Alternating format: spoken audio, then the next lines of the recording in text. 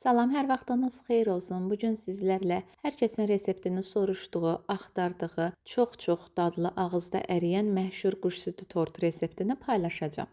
Əvvəlcə bişmiş kremini hazırlayaq. Altı və kənarları qalın orta boy qazana 1 yumurta, 1 stəkan yarım şəkər tozunu əlavə edirəm. Üzərinə 2 dolu yemək qaşığı un və 2 dolu yemək qaşığı qarğıdalı nişastası əlavə etdim və üzərinə 600 qram südün yarısını əlavə edərək qarışdıracağam. Kütlədə un topaqları tamamilə həll olandan sonra südün qalanını da əlavə edirəm. Hazır olan qarışımı ocağa yerləşdirdim və dayanmadan qarışdırmaqla qaynayıb qatlaşmağını gözləyəcəm.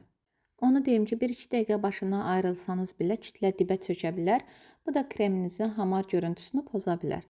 Qaynara düşəndən sonra vamodda 30 saniyə ərzində qaynadıb ocaqdan götürdüm. Üzəri qabıq bağlamaması üçün ilk istiliyi çıxana qədər tez-tez qarışdırdım. Tez soyması üçün isə əlavə bir qaba boşaldıb, üzərini streçlə örtüb otaq temperaturunda soymağını gözləyəcəm. Bişmiş krem soyuyana qədər xəmirini hazırlayaq. Bunun üçün 6 qalın bir qazana 100 qram kərə yağı, 1 stəkan yarım şəkər tozu əlavə etdim. Üzərinə 4 yemək qaşığı bal əlavə edirəm. Bəzi izləyicilər təbii balı qaynatmaq və ya qızdırmaq olmaz deyə yazırlar. Ona görə də mən süni ballardan istifadə etdim. Dadında heç bir dəyişiklik olmur. Üzərinə 1 paket vanil və 4 yemək qaşığı süd əlavə edirəm. Kütləni hələlik kənara qoyub içinə qatacağım 2 ədəd yumurtanı yaxşı-yaxşı qarışdırdım. Axıntılı bir formada olmalıdır. Hələlik kənara qoydum. Kütləni ocağa yerləşdirdim və yağ əriyənə qədər arabir qarışdırıram. Qarışımı çox qızdırmadan ocağın istiliyini tamamilə azaldıb yumurtanı yavaş-yavaş içinə əlavə edirəm və sürətli şəkildə qarışdırıram ki, yumurta içində bişməsin. Əlavə bir qabda 1 çay qaşığı çay sodasını, 1 yemək qaşığı sirkədə söndürdüm. Mən alma sirkəsindən istifadə etdim, əvəzində üzüm sirkəsi də olar. Bunu da kütləyə əlavə etdim və qarışdırmağa davam edirəm. Artıq əlimizi saxlamaq olmaz, çünki yumurta içində bişə bilər. Gördüyünüz kimi kütlənin rəngi ağarıb və 2-3 qat artıb, belə bir formada köpük-köpük olub. Başqa bir qaba boşaltdım və heç istiliyin getməsini gözləmədən üzərinə ələdiyim unu əlavə edəcəm. Əvvəlcə 2 stəkan un ələdim, qarışdırdım. Daha sonra təkrardan 2 stəkan un əlavə edəcəm. 1 stəkanın töküb, digər stəkanı isə yarıya qədər əlavə etdim və qarışdırmağa davam edirəm. Stəkanın qalan yarısındakı unu da dəzgaha əlavə edib, xəmirin yarısını da dəzgahda yoğuracağam. Xəmir yapışqan bir xəmir olmalıdır. Tərkibində bal olduğu üçün bu normaldır. Amma çox un vuraraq xəmiri bərkitməyin ki, sonradan yuxalarınızda bərk alınar. 4 stəkan un tamamilə yetərli olur və gördüyünüz kimi çox axıntılı, gözəl bir xəmir əldə olunur. Xəmiri uzunsov formaya gətirib 8 eyni bərabər hissəyə bölüb kündələyirəm. Kündələyən zaman çox az əlinizə un vura bilərsiniz, amma çox undan istifadə etməyin və kündələrin üzərini örtüb heç gözlətmədən ilk kündədən başlayaraq korjlarımı hazırlayacağam. Kündənin yumuşaqlığını da görürsünüz, amma ələ yapışmır. Bu vaxt dəzgaha bol-bol un səpib, kündəni də əlimlə əvvəlcə biraz genişlədib, onun da üzərinə un səpdim. Daha sonra oxlovla düz bucaqlı formasında yayıram. İstərsəniz tortu dairəvi formasında bişirə bilərsiniz. Yaydığım xəmirin uzunluğu 35, eni 26 sm-dir. İstəyinizdən asılı olaraq bu ölçülər sizdə dəyişə də bilər. Xəmiri gördüyünüz kimi çox rahatlıqla oxlova yığıb yağlı kağızın üzərinə sərdim. Kağızın üzərində də düzəliş verərək istədiyim ölçüyə gətirdim. Soba listinin arxa tərəfinə xəmiri yerləşdirib əvvəlcədən qızdırdığım 150 dərəcəli sobada alt-üst rejimdə bişirəcəm. Bişmə vaxtı sobanıza görə də dəyişə bilər.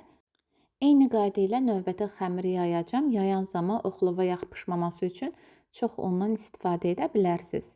Və bu şəkildə yığıb yağlı kağızın üzərinə rahatlıqla sərə bilirəm. Hər tərəfini düzəltdim və soba listinin arxa tərəfinə yerləşdirdim. Sobada da çox qızardaraq bərkitməyin, üzəri belə çox gözəl qızaranda artıq götürmək olar. Yağlı kağızını çıxarmaq üçün tələsmək lazım deyil. İlk istiliyi getdikdən sonra yağlı kağızını çıxarırıq və soyuyandan sonra Korjularınız sərtləşəcək, amma bu heç də önəm daşımır, çünki tortunuz olduqca yumşaq alınacaq. Üzərində olan artıq unları təmizlədim və bu şəkildə korjular alındı. Hələlik kənara qoydum. Kremini hazırlayacağım. Kremi üçün 350 qram kərə yağını mikserin qabına əlavə edib ağarana qədər qarışdırdım. Yağ 2-3 dəfə artmalı və yumşalmalıdır. Belə bir forma olduqda üzərinə bişmiş kremi də az-az əlavə edəcəm. Bişmiş kremdən qaşıq-qaşıq götürüb mikserlə qarışdırmağa davam edərək kremə əlavə edirəm. Kremin çürüməməsi üçün yağda, bişmiş kremdə, qatlaşdırılmış süd də otaq temperaturunda olmalıdır. Yağın üzərinə daha sonra qatlaşdırılmış süd əlavə edəcəm. Mən 200 qram qatlaşdırılmış süddən istifadə etdim, amma siz yenə də kremin dadına baxaraq tənzimləyə bilərsiniz. Və yavaş-yavaş əlavə edib təkrar da mikserin ən yüksək dərəcəsində qarışdırdım. Krem belə bir formada alınmalıdır. Havalı, çox gözəl krem əldə etdim.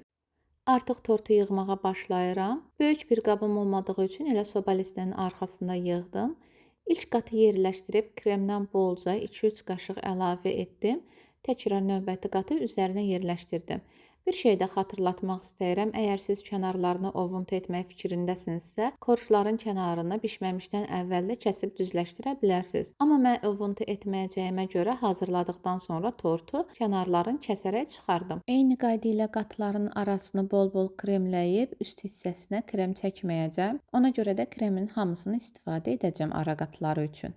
Ən üst qatını yerləşdirəndən sonra otaq temperaturunda ən az 4-5 saat ərzində dincəltdim. Dincələn tortumuzun kənarlarını kəsib çıxardım.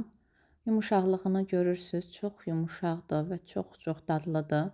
4 tərəfini də kəsib əyriliklərini də düzəltdim və son olaraq glazurunu hazırlayacağım.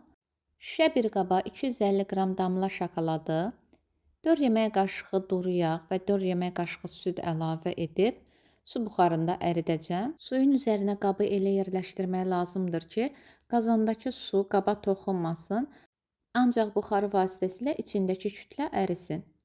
Belə bir duru məhlul əldə olunmalıdır. Hələlik kənara qoyuram.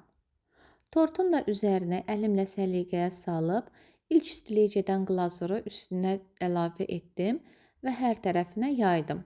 Glazuru çox isti tökməyin, çox soyumağını da gözləməyin ki, bərkiyə bilər. Budur, artıq otaq temperaturunda 1 saat gözlətdikdən sonra üzərinin glazuru tamamilə bərkiyib və dilimləyərək servis edirəm. İstənilən formada dilimləyə bilərsiniz. Mən sadəcə videolarda belə gördüyüm üçün belə formada kəsmək istədim. Yumuşaqlığını da görürsünüz, çox dadlıdır, ağızda əriyir. İnanın, bir dəfə hazırlasanız, dönə-dönə hazırlamaq istəyəcəksiniz. Tam olaraq düzgün resept bu olduğunu düşünürəm, çünki mən bunun quş südü tortu 2 formada olur. Digərində inşallah nə vaxtsa sizinlə paylaşmağı düşünürəm. Bu qədər dəyərli izləyicilər, inşallah siz də hazırlayıb nəticəni öz gözlərinizlə görərsiniz və rəylər bölməsində mənimlə də paylaşmağı unutmarsınız. Bu qədər dəyərli izləyicilər, kanala dəstək üçün videonu bəyənməyi, paylaşmağı, kiçik də olsa rəy yazmağı unutmayın. Sizin rəyləriniz hər zaman dediyim kimi mənim üçün çox önəmlidir. İzlədiyiniz üçün çox təşəkkür edirəm. İnşallah gələcək videolarımda təkrar görüşərik. Sağ olun, Allah'a əmanət olun.